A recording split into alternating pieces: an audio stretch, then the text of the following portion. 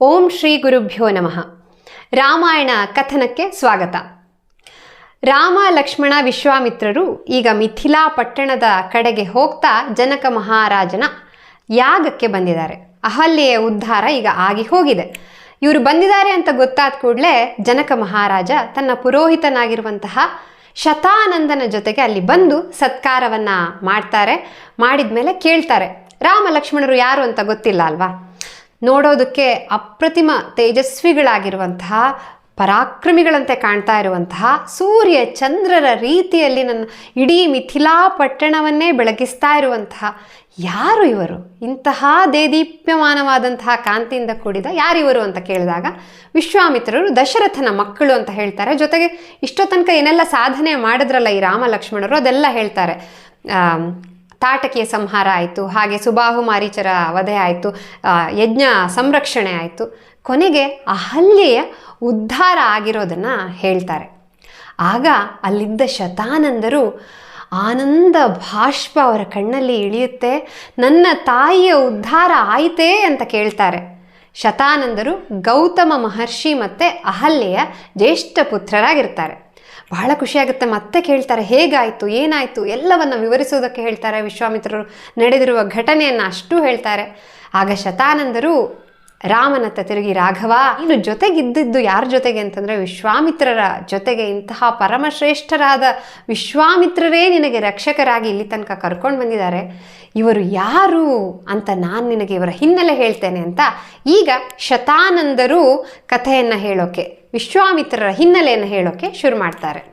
ವಿಶ್ವಾಮಿತ್ರರು ಹಿಂದೆ ಧರ್ಮಾತ್ಮರಾಗಿ ಎಷ್ಟೋ ವರ್ಷಗಳ ಕಾಲ ಧರ್ಮದಿಂದ ರಾಜ್ಯವನ್ನು ಆಳ್ವಿಕೆ ಮಾಡಿದವರು. ಯಾರು ಅಂತಂದರೆ ಬ್ರಹ್ಮನ ಮಾನಸ ಪುತ್ರನಾಗಿರುವಂತಹ ಕುಶನ ಮಗನಾಗಿರುವ ಕುಶನಾಭ. ಕುಶನಾಭನಿಗೆ ಗಾಧಿ ಎನ್ನುವ ಮಗ, ಗಾಧಿಯ ಮಗನೇ ವಿಶ್ವಾಮಿತ್ರ. ವಿಶ್ವಾಮಿತ್ರರು 1000 ವರ್ಷಗಳ ಕಾಲ ಭೂಮಿಯನ್ನು ಪರಿಪಾಲನೆ ಮಾಡ್ತಾ ಇದ್ದವರು. ಆನುವಂಶಿಕವಾಗಿ ಬಂದಿರುವಂತಹ ತಮ್ಮ ರಾಜ್ಯವನ್ನು ಪಾಲನೆ ಮಾಡ್ತಾ ಇದ್ರು. ಈಗ ಅಕ್ಷೋಹಿಣಿ ಸೈನ್ಯವನ್ನು ಕೂಡಿಕೊಂಡು ವಿಜಯ ಯಾತ್ರೆಯ ಉದ್ದೇಶದಿಂದಲೇ ಭೂಮಿಯನ್ನು ಪ್ರದಕ್ಷಿಣೆ ಬರೋದಕ್ಕೆ ಹೋಗ್ತಾರೆ. ಹಾಗೆ ಹೋಗುವಾಗ ಅಕ್ಷೋಹಿಣಿ ಸೈನ್ಯ ಜೊತೆಗಿದೆ. ಹೋಗ್ತಾ ವಸಿಷ್ಠರ ಆಶ್ರಮಕ್ಕೆ ಹೋಗ್ತಾರೆ. ಅಲ್ಲಿ ಸಾಮಾನ್ಯವಾಗಿ ರಾಜರು ಬಂದಾಗ ಏನೆಲ್ಲ ಸತ್ಕಾರವನ್ನು ಮಾಡಬೇಕಲ್ಲ ಅದನ್ನೆಲ್ಲ ಮಾಡಿ ವಸಿಷ್ಠರು ಮತ್ತು ವಿಶ್ವಾಮಿತ್ರರ ನಡುವೆ ಮಾತುಕತೆ ಆಗುತ್ತೆ. ಹೇಗೆ ರಾಜ್ಯವನ್ನು ಪರಿಪಾಲನೆ ಮಾಡ್ತಿದೆಯಾ ಇತ್ಯಾದಿಗಳನ್ನು ವಸಿಷ್ಠರು ಕೇಳ್ತಾರೆ. ವಿಶ್ವಾಮಿತ್ರರು ಇವರ ಬಳಿ ಏನು ಎಲ್ಲ ಕಷ್ಟ ಸುಖ ಮಾತಾಡೋದು ಅಂತ ಹೇಳ್ತೀವಲ್ಲ ಅದೆಲ್ಲ ಆಗುತ್ತೆ. ಇಲ್ಲಿ ತನಕ ಎಲ್ಲ ಸರಿಯಾಗಿರುತ್ತೆ. ಇಲ್ಲಿ ಮುಂದೆ ವಸಿಷ್ಠರು ಏನು ಹೇಳ್ತಾರೆ ಅಂತಂದರೆ, ಹೇಗೂ ನೀವು ಬಂದಿದ್ದೀರಾ, ಇವತ್ತು ನಮ್ಮ ಆತಿಥ್ಯವನ್ನು ಸ್ವೀಕರಿಸಿ ಹೊರಡಿ, ಊಟವನ್ನು ಮಾಡ್ಕೊಂಡು ಹೋಗಿ ಅಂತ ಹೇಳ್ತಾರೆ ವಿಶ್ವಾಮಿತ್ರರ ಬಳಿ. ಆಗ ವಿಶ್ವಾಮಿತ್ರರು, ಸಾಕು, ನೀವು ಈಗಾಗಲೇ ನಮಗೆ ಸತ್ಕಾರವನ್ನು ಮಾಡಿದ್ದೀರಾ, ನಾವು ಸೈನ್ಯ ತುಂಬ ದೊಡ್ಡದಾಗಿದೆ, ಅಕ್ಷೋಹಿಣಿ ಸೈನ್ಯ ಅಂತಂದರೆ ಸಾವಿರ ಸಂಖ್ಯೆಯಲ್ಲಿರುವಂತಹ ಸೈನ್ಯ, ಹಾಗಾಗಿ ನಾವಿನ್ನು ಮುಂದೆ ಹೊರಡ್ತೇವೆ ಅನ್ನೋದನ್ನು ಹೇಳ್ತಾರೆ. ಆಗುತ್ತೋ ಇಲ್ವೋ ಅನ್ನೋದೊಂದು ಇರುತ್ತಲ್ಲ ಒಳಗಡೆ ವಸಿಷ್ಠರಿಗೆ. ಇಷ್ಟು ಜನಕ್ಕೆ ಒಂದು ಋಷ್ಯಾಶ್ರಮದಲ್ಲಿ ಅಡುಗೆ ಮಾಡಿ ಹಾಕೋದು ಅಂತಂದರೆ ಅಷ್ಟು ಸುಲಭ ಅಲ್ಲ, ಬೇಕಾದ ವಸ್ತುಗಳೆಲ್ಲ ಇರೋದಿಲ್ಲ ಅನ್ನೋ ಅಂಥದ್ದು ವಿಶ್ವಾಮಿತ್ರರಿಗೂ ಇರುತ್ತೆ. ಆದರೆ ವಸಿಷ್ಠರು ಮತ್ತೆ ಇನ್ನೂ ಒಂದು 2-3-4 ಸರಿ ಹೇಳುವಾಗ, ಸರಿ ಹಾಗಿದ್ರೆ ನಿಮ್ಮ ಇಚ್ಛೆಯಂತೆ ಆಗಲಿ, ನಿಮ್ಮ ಸಂತೋಷದಂತೆ ಆಗಲಿ ಅಂತ ವಿಶ್ವಾಮಿತ್ರರು ಅಲ್ಲಿ ಊಟ ಮಾಡ್ಕೊಂಡು ಹೋಗೋಕ್ಕೆ ತಯಾರಾಗ್ತಾರೆ. ಬರೀ ವಿಶ್ವಾಮಿತ್ರರು ಮಾತ್ರ ಅಲ್ಲ, 1000 ಸಂಖ್ಯೆಯಲ್ಲಿರುವಂತಹ ಸೈನ್ಯ ಕೂಡ ಸಿದ್ಧವಾಗುತ್ತೆ. ಈಗ ಸರಿ, ಇಷ್ಟು ಜನಕ್ಕೆ ಅಡುಗೆ ಮಾಡಿ ಹಾಕಬೇಕಲ್ಲ, ಅದು ಋಷ್ಯಾಶ್ರಮ, ಅಲ್ಲಿ ಒಂದಷ್ಟು ಜನ ಋಷಿಗಳು ಯಜ್ಞ ಯಾಗ ಇತ್ಯಾದಿಗಳಲ್ಲಿ ಇರೋವಂಥದ್ದು. ಈಗ ಅಡುಗೆ ಮಾಡೋದಕ್ಕೆ 1000 ಸಂಖ್ಯೆಯಲ್ಲಿದ್ದಾರೆ, ಅವರಿಗೆ ಇನ್ನೊಂದು ತಾಸೊಳಗಡೆ ಅಡುಗೆ ಆಗಬೇಕು ಅಂತಂದರೆ ಹೇಗೆ ಮಾಡೋಕ್ಕೆ ಸಾಧ್ಯ? ಅವರು ಕರೀತಾರೆ. ಯಾರನ್ನು ಕರೀತಾರೆ ಅಂದರೆ ಶಬಲೆಯನ್ನು ಕರೀತಾರೆ. ಶಬಲೆ ಅಂತಂದರೆ ದೇವಧೇನು, ಅದು ನಂದಿನಿ ಅಂತಲೂ ಕರೀತಾರೆ ಅದಕ್ಕೆ. ಶಬಲೆ ಅಂತ ಕರೆದ ಕೂಡಲೇ ಶಬಲೆ ಬರ್ತಾಳೆ. ಶಬಲೆ ಮಗಳೇ, ವಿಶ್ವಾಮಿತ್ರ ತನ್ನ ಸೈನ್ಯದ ಜೊತೆಗೆ ಇಲ್ಲೀಗ ನಮ್ಮ ಅತಿಥಿಯಾಗಿದ್ದಾನೆ, ಅವರಿಗೆ ನಾವು ಊಟವನ್ನು ಮಾಡಿ ಬಡಿಸಬೇಕು. ನೀನು ಅವರಿಗೆ ಅವಶ್ಯಕವಾಗಿರುವ ಎಲ್ಲ ಭಕ್ಷ್ಯ ಭೋಜ್ಯಗಳನ್ನು ನೀನು ಸಿದ್ಧಪಡಿಸು ಅಂತ ಧೇನುವಿಗೆ ಹೇಳಿದ ಕೂಡಲೇ ಆಕೆ ಸರಿ ಅಂತ ಒಪ್ಪಿಕೊಂಡು ಸಿದ್ಧಪಡಿಸ್ತಾಳೆ. ಏನೆಲ್ಲ ಸಿದ್ಧಪಡಿಸ್ತಾಳೆ ಅಂತಂದರೆ, ಅಲ್ಲಿ ಅಷ್ಟು ಸಾವಿರಾರು ಜನರಿದ್ದಾರೆ, ಯಾರು ಯಾರಿಗೆ ಯಾವ ರುಚಿ ಇಷ್ಟ ಆಗುತ್ತೋ ಅವರವರ ರುಚಿಗೆ ತಕ್ಕನಾಗಿ ಅಲ್ಲಿ ಅಡುಗೆ ಸಿದ್ಧವಾಗುತ್ತೆ. ಪಾಯಸ, ಭಕ್ಷ್ಯ, ಭೋಜ್ಯ, ಲಾಡು, ಕಬ್ಬಿನ ಹಾಲು, ಜೇನುತುಪ್ಪ, ಬೇಕಾದಂತಹ ಭಕ್ಷ್ಯ ಭೋಜ್ಯ ಲೇಹ್ಯ ತೋಷ್ಯಗಳು ಅಲ್ಲಿ ಸಿದ್ಧವಾಗುತ್ತೆ. ಅನ್ನದ ರಾಶಿಯನ್ನೇ ಆಕೆ ಕ್ಷಣ ಮಾತ್ರದಲ್ಲಿ ಚಿಟಿಕೆ ಹೊಡೆಯೋದ್ರಲ್ಲಿ ಸಿದ್ಧಪಡಿಸೋದು ಅಂತ ಹೇಳ್ತೀವಲ್ಲ, ಹಾಗೆ ಶಬಲೆ ಸಿದ್ಧಪಡಿಸಿ ಎಲ್ಲರಿಗೂ ಉಣಬಡಿಸ್ತಾಳೆ. ಎಲ್ಲದೂ ಸಿದ್ಧವಾಗುತ್ತೆ. ಅಲ್ಲಿ ಊಟ ಮಾಡಿದವರು ಅದು ತಮ್ಮ ಬದುಕಿನಲ್ಲಿ ಅಂತಹದ್ದೊಂದು ಊಟವನ್ನು ಅವರು ಮಾಡಿಯೇ ಇರೋದಿಲ್ಲ. ಅಂತಹ ಅತ್ಯುತ್ಕೃಷ್ಟವಾಗಿರುವಂತಹ ಭೋಜನ. ಯಾಕೆ ಹೇಳಿ, ಸ್ವತಃ ದೇವಧೇನು ಆಗಿರುವಂತಹ ಶಬಲೆ ತಯಾರಿಸಿದಂತಹ ಅಡುಗೆ ಅದು. ಅದನ್ನೆಲ್ಲ ತಿಂದ ಸೈನಿಕರು ದಷ್ಟಪುಷ್ಟರಾಗ್ತಾರಂತೆ, ಮೈ ಕಾಂತಿಯಿಂದ ಕೂಡುತ್ತೆ. ಅಂತಹ ಭೋಜನವನ್ನು ಮಾಡಿ ಎಲ್ಲರೂ ತೃಪ್ತರಾಗ್ತಾರೆ. ಈಗ ಹೊರಡುವ ಸಂದರ್ಭ ಬರುತ್ತೆ. ಬ್ರಾಹ್ಮಣರ ಶ್ರೇಷ್ಠರೇ, ನಾವೀಗ ಹೊರಡ್ತಾ ಇದ್ದೇವೆ. ನಿಮ್ಮ ಆತಿಥ್ಯವನ್ನು ಸ್ವೀಕರಿಸಿ ನಮಗೆ ಬಹಳ ಖುಷಿಯಾಯಿತು. ಒಂದೇ ಒಂದು ಭಿನ್ನಹ ಇದೆ. ಏನು ಅಂತಂದರೆ, ರಾಜನಾದವನ ಬಳಿ ಉತ್ಕೃಷ್ಟವಾಗಿರುವಂತಹ ವಸ್ತು ಇರೋದು ಸಹಜ.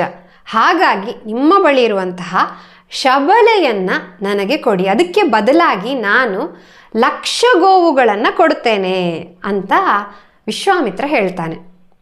ಅದಕ್ಕೆ ವಸಿಷ್ಠರು, 1,00,000 ಗೋವು ಅಲ್ಲ, ನೀನು 1,000,000 ಗೋವನ್ನು ಕೊಟ್ಟರೂ ಕೂಡ ಶಬಲೆಯನ್ನು ಕೊಡೋದಕ್ಕಾಗೋದಿಲ್ಲ. ರತ್ನ ವಜ್ರ ವೈಢೂರ್ಯ ಬೆಳ್ಳಿ ನೀನು ಏನನ್ನೇ ಅದಕ್ಕೆ ಪ್ರತಿಯಾಗಿ ಕೊಡು, ಆದರೆ ಶಬಲೆಯನ್ನು ಕೊಡೋದಕ್ಕೆ ಸಾಧ್ಯ ಇಲ್ಲ.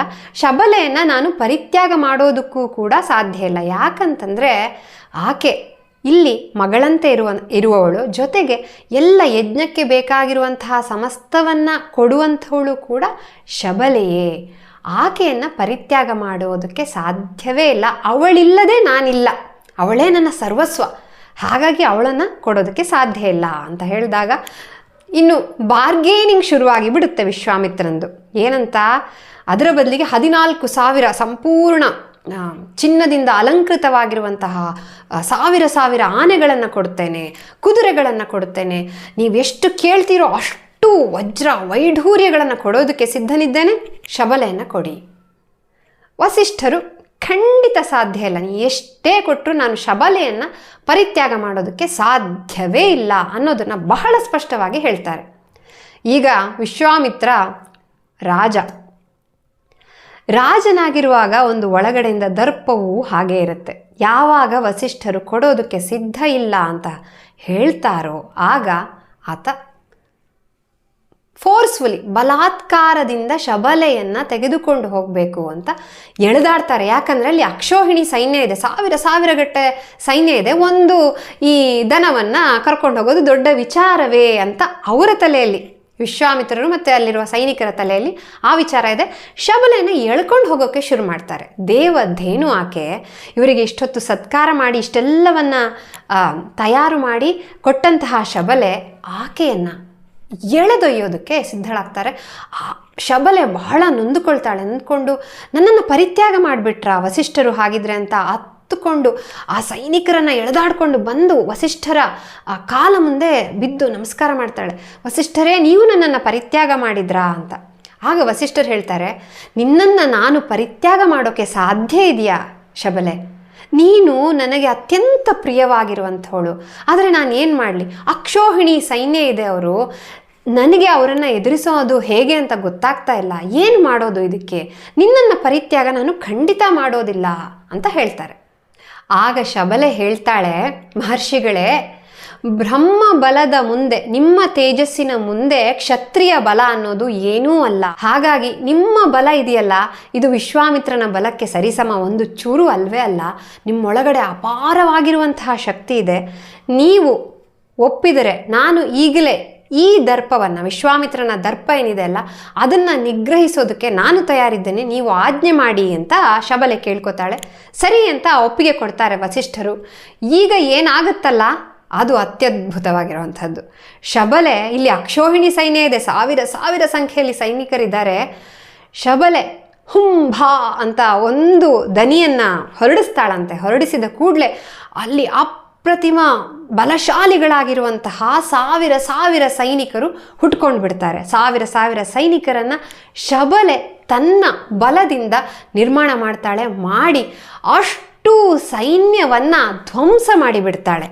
ಹೀಗೆ ಅತ್ಯಂತ ಘನಘೋರ ಯುದ್ಧ ಆಗುತ್ತೆ. ಯುದ್ಧದಲ್ಲಿ ಇಲ್ಲಿ ಎಷ್ಟು ಸೈನಿಕರು ಬರ್ತಾರಲ್ಲ ಅದಕ್ಕೆ ತಕ್ಕನಾಗಿ ಶಬಲೆ ಸೈನಿಕರನ್ನು, ಹುಂಭ ಎನ್ನೋದು ಒಂದಷ್ಟು ಸೈನಿಕರನ್ನು ಹುಟ್ಟಾಕೋದು, ಹಾಗೆ ನಾಶವಾಗ್ತಾ ಹೋಗುತ್ತೆ. 100 ಜನ ಇದನ್ನೆಲ್ಲ ನೋಡ್ತಾ ಇದ್ದಂತೆ ವಿಶ್ವಾಮಿತ್ರರ 100 ಜನ ಮಕ್ಕಳು ವಸಿಷ್ಠರ ಕಡೆಗೆ ನುಗ್ಗಿ ಬರ್ತಾರೆ. ವಸಿಷ್ಠರು ಕೇವಲ ಹುಂಕಾರದಿಂದಲೇ ಅಷ್ಟೂ ಜನರನ್ನು ಕೂಡ ಸುಟ್ಟು ಹಾಕಿಬಿಡ್ತಾರೆ.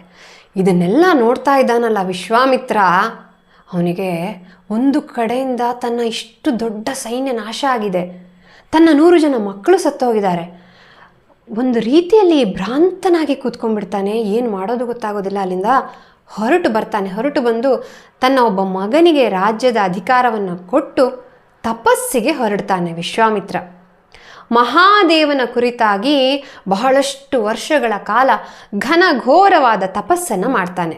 ಈಶ್ವರ ಪ್ರತ್ಯಕ್ಷನಾಗಿ ಏನು ವರ ಬೇಕು ಕೇಳು, ನಿನ್ನ ತಪಸ್ಸಿಗೆ ಮೆಚ್ಚಿದ್ದೇನೆ ಅಂತಂದಾಗ ವಿಶ್ವಾಮಿತ್ರ ವರ ಕೇಳ್ತಾನೆ. ಏನು ವರ ಅಂತಂದರೆ, ಅಂಗೋಪಾಂಗ ಸಹಿತವಾದ ಉಪನಿಷತ್ತುಗಳೊಡನೆ ಕೂಡಿರುವ ಧನುರ್ವೇದವನ್ನು ರಹಸ್ಯ ಸಹಿತವಾಗಿ ನನಗೆ ಅನುಗ್ರಹ ಮಾಡು. ದೇವ, ದಾನವ, ಗಂಧರ್ವ, ಯಕ್ಷರು, ರಾಕ್ಷಸರು ಇವರೆಲ್ಲರ ಬಳಿ ಯಾವುದೆಲ್ಲ ಅಸ್ತ್ರಗಳಿದೆಯಲ್ಲ ಅವೆಲ್ಲವನ್ನೂ ಕೂಡ ನನಗೆ ಅನುಗ್ರಹಿಸು ಅನ್ನೋದನ್ನು ಕೇಳಿಕೊಂಡಾಗ ಈಶ್ವರ ಒಲಿದು ಅದನ್ನೆಲ್ಲವನ್ನು ಕೊಡ್ತಾನೆ. ಈಗ ಈತನ ದರ್ಪ ಇನ್ನಷ್ಟು ಏರಿ ವಸಿಷ್ಠರಿಂದ ಕಾರಣದಿಂದಾಗಿ ಹೀಗೆಲ್ಲ ಆಯ್ತಲ್ಲ, ನಾಶ ಆಯ್ತಲ್ಲ, ಈಗ ಅಸ್ತ್ರಗಳ ಬಲ ಇದೆ ಅಂತ ಹೇಳಿ ಮತ್ತೆ ವಸಿಷ್ಠಾಶ್ರಮದ ಕಡೆಗೆ ವಿಶ್ವಾಮಿತ್ರ ಹೋಗಿ ಒಂದೇ ಸಮನೆ ಆ ಇಡೀ ಆಶ್ರಮವನ್ನು ಧ್ವಂಸ ಮಾಡಿಬಿಡ್ತಾನೆ. ಈಗ ಅಸ್ತ್ರಬಲ ಇದೆ ಅಲ್ಲ, ಆ ಕಾರಣದಿಂದಾಗಿ ಅಲ್ಲಿ ಬಹಳಷ್ಟು ಜನ ಮಹರ್ಷಿಗಳು, ಯಜ್ಞ ಯಾಗ ನಡೀತಾ ಇರುವಂತಹ ಜಾಗ ಎಲ್ಲ ದಿಕ್ಕಾಪಾಲಾಗಿ ಕಂಗಾಲಾಗಿ ಓಡೋಕೆ ಶುರು ಮಾಡ್ತಾರೆ. ಆಗ ವಸಿಷ್ಠರು ತಡಿತಾರೆ. ಯಾಕೆ ಹೆದರ್ತೀರಾ, ನಾನಿದ್ದೇನೆ. ಬ್ರಹ್ಮ ತೇಜಸ್ಸಿನ ಮುಂದೆ ಈ ಕ್ಷತ್ರಿಯನ ಬಲ ಎಂಥದ್ದು, ನಾನಿವನನ್ನು ಎದುರಿಸ್ತೇನೆ, ನೀವೆಲ್ಲೂ ಓಡಿ ಹೋಗಬೇಕಾದಿಲ್ಲ ಅಂತ ವಸಿಷ್ಠರು ತಮ್ಮ ಬ್ರಹ್ಮ ದಂಡವನ್ನು ಹಿಡಿದು ನಿಂತು ಬಿಡ್ತಾರೆ. ಈಗ ವಿಶ್ವಾಮಿತ್ರರು ಮತ್ತು ವಸಿಷ್ಠರ ನಡುವೆ ಒಂದು ಮಹಾನ್ ಯುದ್ಧ ನಡೆಯುತ್ತೆ. ವಿಶ್ವಾಮಿತ್ರ ಈಗ ಎಲ್ಲ ಏನು ಅಸ್ತ್ರಶಸ್ತ್ರಗಳೆಲ್ಲ ಒಲಿದಿದೆಯಲ್ಲ ಈಶ್ವರನಿಂದ, ಅದನ್ನು ಒಂದಾದ ಮೇಲೆ ಒಂದು ಪ್ರಯೋಗ ಮಾಡೋಕ್ಕೆ ಶುರು ಮಾಡ್ತಾನೆ. ಆಗ್ನೇಯ ಅಸ್ತ್ರ ಒಂದಾದ ಮೇಲೆ ಒಂದು ಪ್ರಯೋಗ ಆಗುತ್ತೆ. ಆದರೆ ವಸಿಷ್ಠರು ಕೇವಲ ತಮ್ಮದೊಂದು ಬ್ರಹ್ಮ ದಂಡದಿಂದ ಅದೆಲ್ಲವನ್ನ ನುಂಗಿಬಿಡೋಕೆ ಶುರು ಮಾಡ್ತಾರೆ. ವಸಿಷ್ಠರು ದೇದೀಪ್ಯಮಾನವಾಗಿ ಪ್ರಜ್ವಲಿಸ್ತಾ ಬ್ರಹ್ಮದಂಡವನ್ನು ಹಿಡಿದು ನಿಂತಿದ್ದಾರೆ. ವಿಶ್ವಾಮಿತ್ರ ಒಂದಾದ ಮೇಲೆ ಒಂದು ಅಸ್ತ್ರವನ್ನು ಪ್ರಯೋಗಿಸ್ತಾ ಇದ್ರೆ ಅದೆಲ್ಲವನ್ನ ಈ ಬ್ರಹ್ಮದಂಡದ ಮೂಲಕ ವಸಿಷ್ಠರು ನುಂಗಿಬಿಟ್ಟಿದ್ದಾರೆ. ಈಗ ವಿಶ್ವಾಮಿತ್ರ ಬ್ರಹ್ಮಾಸ್ತ್ರವನ್ನು ತನ್ನ ಧನುಸ್ಸಿನಲ್ಲಿ ಪ್ರಯೋಗ ಮಾಡ್ತಾನೆ. ಯಾವಾಗ ಬ್ರಹ್ಮಾಸ್ತ್ರವನ್ನು ಪ್ರಯೋಗ ಮಾಡ್ತಾರೋ ಇಡೀ ಲೋಕ ಒಂದು ಸರಿ ಕಂಗಾಲಾಗುತ್ತೆ. ಮಹರ್ಷಿಗಳು, ದೇವತೆಗಳಿದ್ದವರೆಲ್ಲ ಈಗೇನಾಗಿ ಬಿಡುತ್ತೋ ಅಂತ ಆತಂಕದಲ್ಲಿ ನೋಡ್ತಾ ಇರುವಾಗ ಬ್ರಹ್ಮಾಸ್ತ್ರ ಅನ್ನೋದು ಜೋರಾಗಿ ಸದ್ದು ಮಾಡ್ತಾ ಇವರತ್ತ ನುಗ್ಗಿ ಬರುತ್ತೆ. ಈಗ ಇಷ್ಟೋ ತನಕ ಯಾವುದೆಲ್ಲ ಅಸ್ತ್ರಗಳು ಬಂದಿದೆಯಲ್ಲ ಬ್ರಹ್ಮದಂಡದ ಮೂಲಕ ಇವರು ಅದನ್ನು ಇವರ ಹತ್ರ ಬರ್ತಾ ಇರೋವಾಗಲೇ ಆ ಅಸ್ತ್ರಗಳೆಲ್ಲ ತಮ್ಮ ಶಕ್ತಿಯನ್ನು ಕಳ್ಕೊಂಡ್ಬಿಟ್ಟಿದ್ದಾವೆ. ಆದರೆ ಈಗ ಬಿಡ್ತಾ ಇರುವಂಥದ್ದು ಅತ್ಯಂತ ಮಹಾಸ್ತ್ರವಾಗಿರುವಂತಹ ಬ್ರಹ್ಮಾಸ್ತ್ರ. ಯಾವಾಗ ಬ್ರಹ್ಮಾಸ್ತ್ರ ಬರುತ್ತಲ್ಲ ಅದನ್ನು ಕೂಡ ತನ್ನ ಬ್ರಹ್ಮದಂಡದಿಂದ ವಸಿಷ್ಠರು ನುಂಗಿಬಿಡುತ್ತಾರೆ. ಯಾವಾಗ ಬ್ರಹ್ಮಾಸ್ತ್ರವನ್ನು ಕೂಡ ಅವರು ನುಂಗುತ್ತಾರೋ ಆಗ ಅವರ ರೂಪ 3 ಲೋಕಗಳಿಗೂ ಭ್ರಾಂತಿಯನ್ನು ಉಂಟು ಮಾಡುವಂತಹ ರೂಪ ಅವರದ್ದಾಗುತ್ತಂತೆ. ಅಗ್ನಿಯ ಕಿಡಿಗಳು ಅವರ ದೇಹದಿಂದ ಹೊರಗಡೆ ಚಿಮ್ತಾ ಇರುತ್ತೆ. ಈ ಬ್ರಹ್ಮದಂಡ ಅನ್ನೋದು ಕೂಡ ಅಗ್ನಿಯಿಂದ ಬೆಳಗ್ತಾ ಸ್ವತಃ ಯಮದಂಡವೇನೋ ಅನ್ನುವ ರೀತಿಯಲ್ಲಿ ಕಾಣಿಸುತ್ತೆ.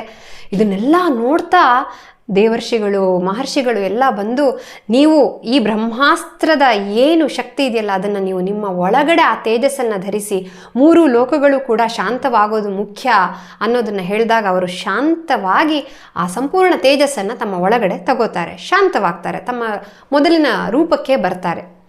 ಇದನ್ನೆಲ್ಲ ನೋಡ್ತಾ ಈಗ ವಿಶ್ವಾಮಿತ್ರ ತಪಸ್ಸನ್ನು ಮಾಡಿ ಶಿವನಿಂದ ಪಡೆದಿರುವಂತಹ ಅಸ್ತ್ರಗಳು, ಆ ಅಸ್ತ್ರಗಳನ್ನೇ ವಸಿಷ್ಠರು ತಮ್ಮ ಬಲದಿಂದ, ಯಾವ ಬಲ, ತಪಸ್ಸಿನ ಬಲದಿಂದ ಸಂಪೂರ್ಣ ನಿಗ್ರಹ ಮಾಡಿದ್ರು. ಯಾವಾಗ ಆ ರೀತಿಯಲ್ಲಿ ನಿಗ್ರಹ ಮಾಡಿದ್ರೋ ವಿಶ್ವಾಮಿತ್ರ ಬ್ರಹ್ಮ ತೇಜಸ್ಸಿನ ಮುಂದೆ ಬೇರೆ ಏನೂ ಇಲ್ಲ ಅನ್ನೋದು ವಿಶ್ವಾಮಿತ್ರರಿಗೆ ನಿಶ್ಚಯವಾಗಿ ಬಿಡುತ್ತೆ. ದಿಗ್ಬಲಂ ಕ್ಷತ್ರಿಯ ಬಲಂ ಬ್ರಹ್ಮ ತೇಜೋ ಬಲಂ ಬಲಂ ಅಂತ ವಿಶ್ವಾಮಿತ್ರರು ಹೇಳ್ತಾರೆ. ಕ್ಷತ್ರಿಯ ಬಲಕ್ಕೆ ಧಿಕ್ಕಾರವಿರಲಿ, ಬ್ರಹ್ಮ ತೇಜಸ್ಸಿನ ಬಲವೇ ಬಲ. ಈ ಅಷ್ಟೂ ಅಸ್ತ್ರಗಳು, ಕ್ಷತ್ರಿಯ ಬಲದಿಂದ ನಾನು ಏನು ಪಡೆದಂತಹ ಈ ಅಸ್ತ್ರಗಳೆಲ್ಲವನ್ನೂ ಕೂಡ ಒಂದು ಬ್ರಹ್ಮದಂಡ ನುಂಗಿಬಿಡ್ತಲ್ಲ ವಸಿಷ್ಠರದ್ದು. ಅಂದರೆ ಬ್ರಹ್ಮ ತೇಜಸ್ಸಿನ ಬಲಕ್ಕೆ ಎಂತಹ ಶಕ್ತಿ ಇದೆ. ಅಂತಹ ಬ್ರಹ್ಮತ್ವದ ಪ್ರಾಪ್ತಿಗೋಸ್ಕರ ನಾನು ಜಿತೇಂದ್ರಿಯನಾಗಿ ತಪಸ್ಸನ್ನು ಮಾಡುವೆ. ಇದು ಯಾವುದು ತನಗೆ ಬೇಡ, ತಾನು ಈಗ ಬ್ರಹ್ಮತ್ವವನ್ನು ಪಡಿಬೇಕು ಅನ್ನುವ ಅಚಲ ನಿರ್ಧಾರಕ್ಕೆ ವಿಶ್ವಾಮಿತ್ರರು ಬರ್ತಾರೆ. ಬ್ರಹ್ಮ ತೇಜಸ್ಸಿನ ಬಲ ಎಷ್ಟು ಅನ್ನೋದನ್ನು ಪ್ರತ್ಯಕ್ಷವಾಗಿ ಕಂಡಂತಹ ವಿಶ್ವಾಮಿತ್ರರು ಮಹಾತಪಸ್ಸನ್ನು ಮಾಡೋದಕ್ಕೆ, ಬ್ರಹ್ಮತ್ವದ ಪ್ರಾಪ್ತಿಗೋಸ್ಕರ ಮಹಾತಪಸ್ಸನ್ನು ಮಾಡೋದಕ್ಕೆ ಹೊರಡ್ತಾರೆ. ಇವತ್ತಿಗೆ ಈ ಕಥೆಯನ್ನು ಇಲ್ಲಿಗೆ ಮುಗಿಸ್ತಾ ಇದ್ದೇನೆ. ಮುಂದಿನ ರಾಮಾಯಣ ಕಥನದ ಜೊತೆಗೆ ಮತ್ತೆ ಬರ್ತೀನಿ.